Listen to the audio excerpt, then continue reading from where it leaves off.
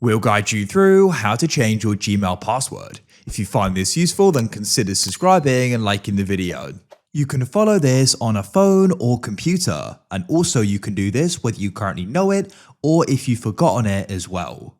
So perhaps you're in the situation of where you're concerned that somebody else may have found out your password and so you want to go and change it just to go and keep your account protected. Maybe you've gone and forgotten it and you're trying to go and sign in on another device and so you want to go and change it so you do know it. Or perhaps you just want to go and update it just to go and keep your account secure. It's always a good idea to do this because as well as being able to go and access your Gmail account, the same password, of course, is going to access your Google account as Gmail is a part of it. And your Google account has got all different types of services.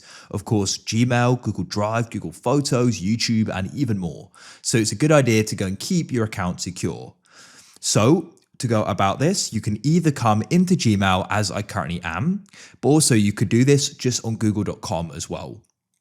So I like to do this in Gmail just because that is what this video is mainly about. But as I said, you can do it elsewhere and you can do this on different types of devices as well.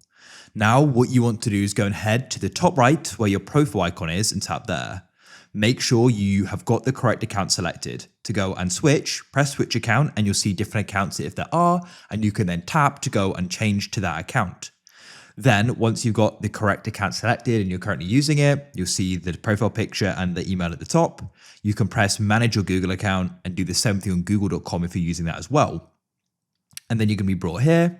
And then what you can do is go down and you'll find the option for Google password. If you struggle to go and find it, you can click the magnifying glass in the top right to go and find it and type in password. Tap there and enter in your current password. If you don't know it, press try another way and you can see the different options. Now what I can do is enter in a new password, make sure it meets the requirements, confirm it and press change. That's it. Leave a like if you found this useful.